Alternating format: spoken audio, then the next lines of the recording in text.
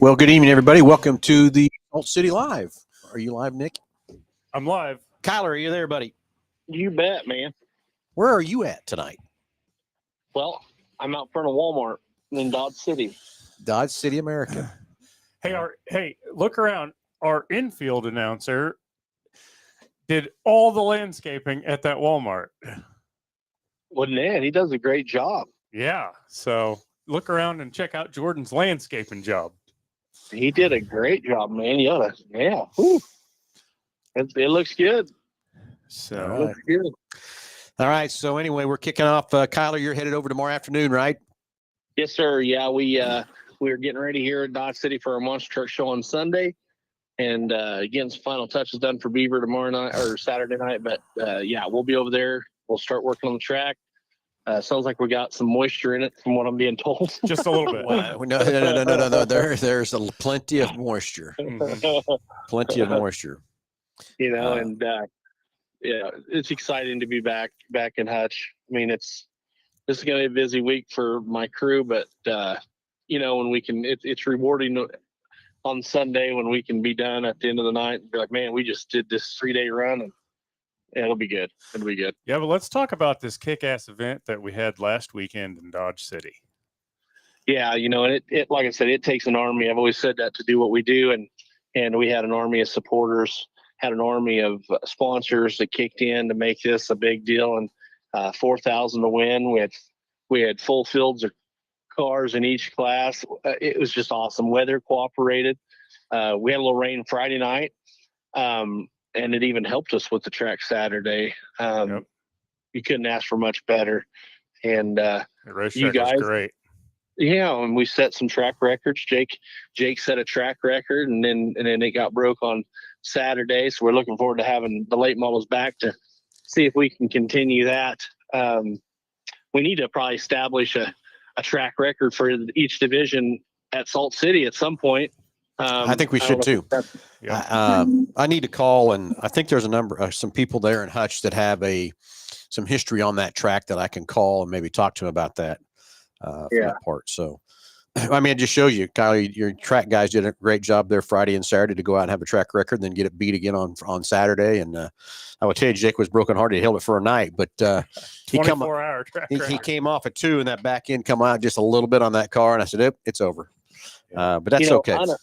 Unofficially, he got it again. Oh yeah, but he took an extra lap on the qualifying, and he beat it by quite a bit. So I know the car's capable of doing it again. It was a great weekend. We had 23 stock cars. I can't thank those IMCA stock cars enough for coming out.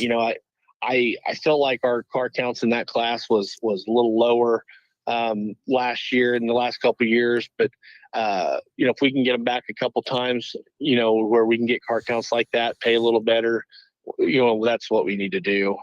So we are going to look for dates to get those IMCA stock cars back there. And then our hobby stocks, they always put on a great show. Sport Mods came out. I could have ran Bs in a couple classes, but I opted just to go ahead and start 23, 24 cars. Make it right for everybody, and cost track a little bit more to do stuff like that, but it makes it better for the drivers. And then the fans get out of there a little bit earlier too. I think the first night we got done about 10:30, and I think the checkered flew at 10:05 on Saturday on championship night. So, we can't ask for anything better than that. Nope, exactly. So, anyway, let's kick over to Salt City Friday, and let's get the elephant out of the room, Kyler. There's a lot of questions, a lot of comments on why we had the late models on and why we took them off. So, tell everybody what happened there, will you? Sure. Yeah. And, this year we started out with the Unitedable late models partnering with the Sooners and trying to get on the same rule package with the Rev and all that to kind of make the late model game out here a little bit better and easier for drivers alike. So with that being said, Enid's had a lot of rain this year, even more than we've had out here. And the fair board down there was trying to push some dates onto the management down there. And so they booked this date, and it worked with Longdale with the Rev deal. I think it kind of made sense for them maybe to do that as well. So I didn't want to run on top of them with Salt City. And then I went ahead and dropped the late models at Beaver as well. So, it's not that we have any animosity against any other tracks. We get it.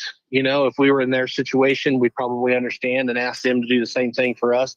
We still have a great lineup on tap for both Beaver and Salt City, with our 4 IMCA classes at Salt City, and then our Unitedable late model or the sprint cars and the different classes at Beaver. So it was just a smart move to keep relations and keep the late models alive, where drivers didn't have to pick and choose where they're going.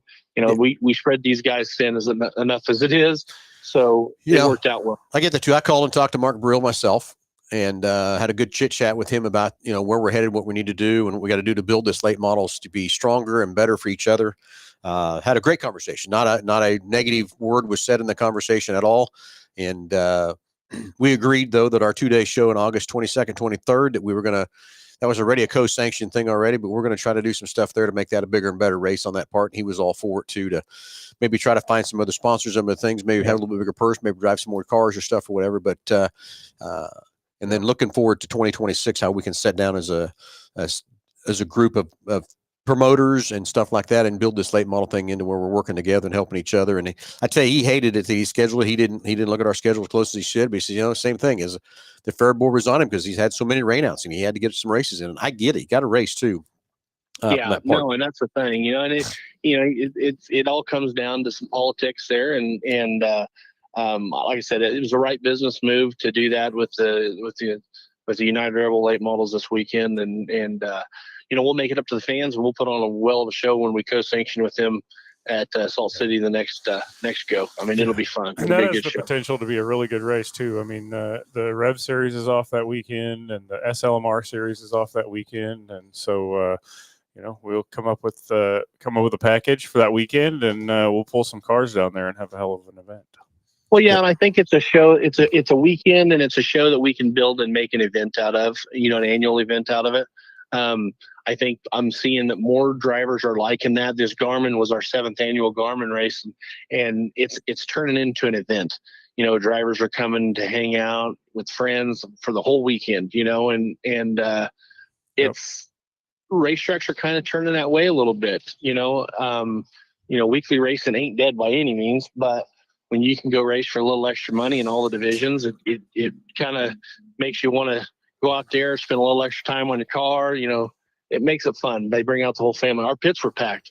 We had more people in the pits this weekend than we've ever had. I mean, and we had the same thing at Salt City a couple of weeks ago. We had over 400 some people in the pits. That we know we're doing something right when people are wanting to spend the extra dollars to come down and hang out in the pits with us instead of going to the grandstands too. It's a great show up there, but it's a family deal, and we get everybody down here. And I think we've made it affordable enough for the younger kids to come out into the pits as well. To make it easier on the parents. And in the end, we all win. That's right. All right. So Salt City Friday, then Kyler, you go to Beaver, Oklahoma on Saturday, and then you got your Monster Truck Show on Sunday. Yeah. And real quick, I'd like to talk about that Beaver show. So Beaver hired me to come down there and run the show for them. It's their dollars. They do everything, but they prep the track. They do all that. They do a great job. You talk about a town that's thirsty for racing, and that's Beaver, Oklahoma. Neat little town, and it's not too far from Dodge. It's like an hour and 5-10 minutes out of Dodge City, south of Dodge. And we're going to pay $1,000 to win Sport Mod. Hayes not running this weekend. Hopefully we can pull some extra cars. But $1,000 to win Sport Mod, $750 to win Hobby Stock. So calling all Sport Mods in it. And I will tell you, it's only going to be Northern Sport Mods. We've allowed Southerns in the past there, but this weekend only, it's going to be IMCA Northerns only. So calling all Northerns, get your cars loaded up, and let's go to Beaver and race for $1,000. It'll be a good time. Well, Cody Williams has put in the comment that he is going to be there. So right on. And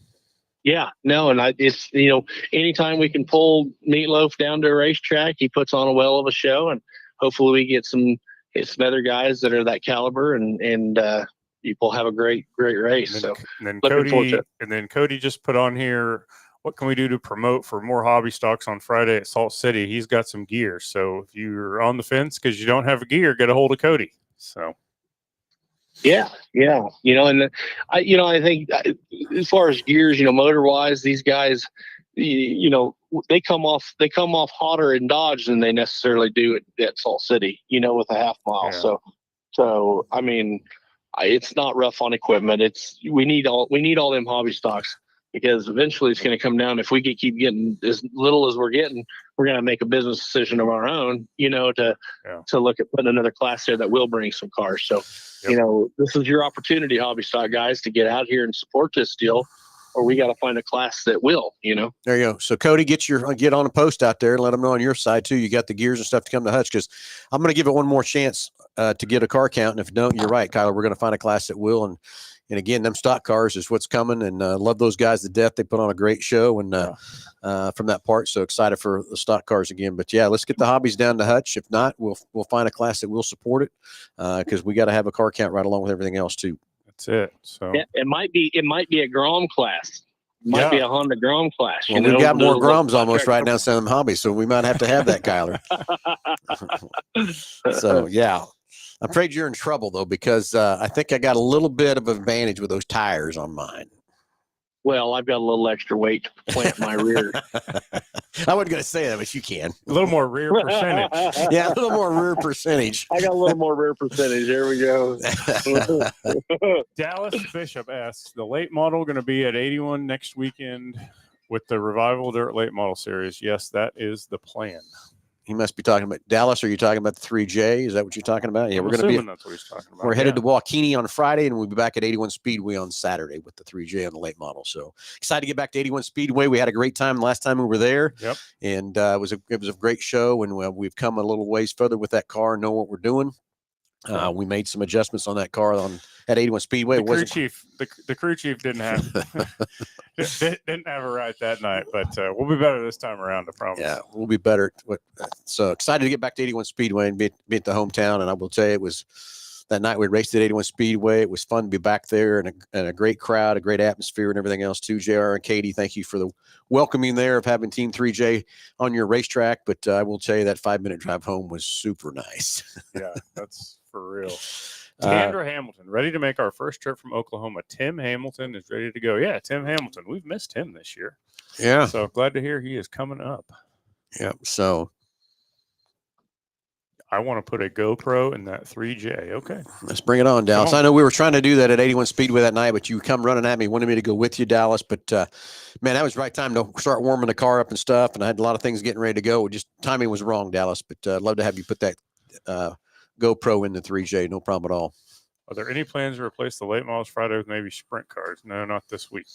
Ron, I wish so. It's just, Ron, I know if you tuned in early on the show and stuff like that, this has been it was kind of a tough decision Nick and I, Kyler, made, Ron, but I think it's the best thing for racing, for everybody around here and everything else too. So we're going to have a big late model show the 22nd, 23rd of August, and it's going to be a lot of stuff we're going to share with the Sooners and stuff like that too. So stay tuned on that part too, Ron. I know you're a big race fan and a sport in Salt City, so can't thank you and your wife enough for all the participation. And we see you at Slina, we see you at Dodge, we see you at Lucas, we see you everywhere, but you're one of the avid race fans and appreciate that very much.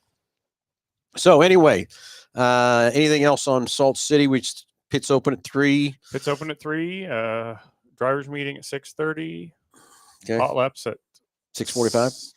6:45, 7. And races are going to start at 7:30. So 7:30. Grandstands will open at 5. Yeah. And that's something I want to mention to you guys with the heat we got. We might push that closer to 7 o'clock for hot laps. Also give the guys a little extra time to get here on Friday night. But with us running 4 classes, I don't think we're going to have any troubles hitting that 30-minute hot lap mark. You know what I mean? So let's plan on probably putting the cars on the racetrack about 7 o'clock for hot laps. And I think we'll be good to go, Okay. Is there paid parking? We're pulling in Thursday night. No, you can park there. That'll be fine. The only paid parking is if you have like a motorhome or something and you want to go into the want to hook up and plug it. But I believe it's $30 if you want to pull into the campground and hook up to the water and electrical there from that part. But other than that, you can pull in and park wherever you want. And Tim, I think you were there last year. We pitted on the west side of the track this year. On the east side of the track. This year we're on the west side of the track too. But we'll be there Friday early for you, Tim, to help you get situated too, buddy. So Okay, so then after this, we got to get ready for the Salt City 100. I hope everybody's getting ready for that. Excited for Ken Schrader to come race. Just talked to him earlier last week, and he's excited and stuff too. We're going to get him back on a podcast here next week or two and talk about everything we're going to do with Ken Schrader. But he's going to come in and race both nights. He's going to run the A mods, and then we'll have an autograph session Friday night. We're going to have a pre-race party down at Salt City Brewery on the main street, and I'm sure we'll take Ken down there too, and then we'll have another autograph session before the race on Saturday. So the Salt City 100 is going to be here. Kyle, are you ready for that Salt City 100? Oh man, I'm looking forward to it. That was one of the funnest races of the year last year to get ready for. It was. I tell you, there ain't nothing like them guys when they pull in and they unload them big old cars. Man, they're just, there's something special. Yep.